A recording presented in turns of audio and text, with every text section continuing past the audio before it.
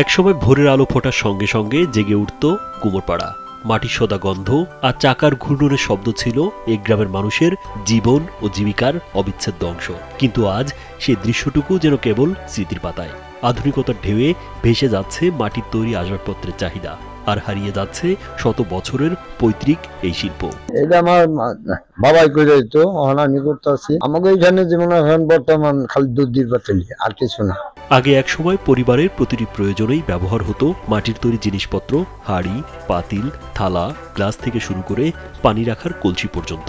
মাটির হাঁড়িতে রান্না হতো ভাত, তরকারি। স্যান্ডেলিনা সো, রূপচর্চায় আভিজাত্য। মেয়েরা কলসি কাঁধে নিয়ে দূর দূরান্ত থেকে পানি আনত। গ্রামের প্রতিটি রান্নাঘরে ছিল মাটির উপকরণ, আর প্রতিটি বাড়ির উঠোনে দেখা যেত কুমোরপাড়ার মানুষের তৈরি শিল্পশৈলী। আমরা 20-25 বছর ধরে করবাছি, 25-30 বছর করবাছি কাজ। যেমন বাপ দাদারা করছে, আমরাও করি। আমরা ইঙ্গে ছাড়তে পারি না, আমাকে এই ব্যবসা আমাকে করার না। ডেইলি 150 করে উঠাই আমরা। কিন্তু আজ এসব কথা যেন গল্পের মতোই শোনায়।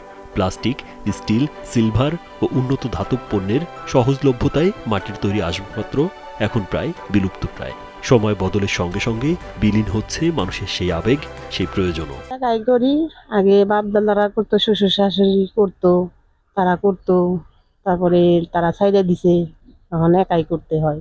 সংসারে এতে করে সংসার চলবো, আর এখন হইলো জিনিসপাতির দাম বেশি, এই জন্য যে হাত খরচের লিগে, মেয়ে লোকের হাত খরচের লিগে এই কাজটা করি।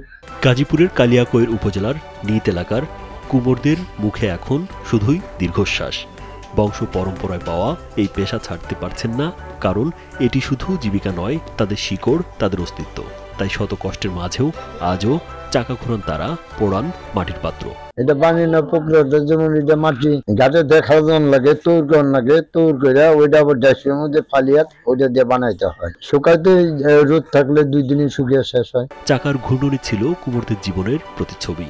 চাকা যত ঘুরত ততই ঘুরত তাদের জীবনের গতি। কিন্তু এখন সেই চাকা থমকে যাচ্ছে। অনেকেই বাধ্য হয়ে অন্য পেশায় চলে গেছেন। যারা বাকি আছেন তারা শুধু পূর্বপুরুষের শিল্পকে বাঁচানোর দায়েই টিকে আছেন।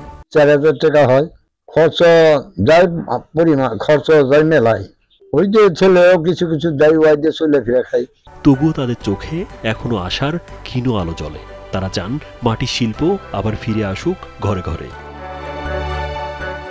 রাজীব বিশ্বাস, কালবেলা।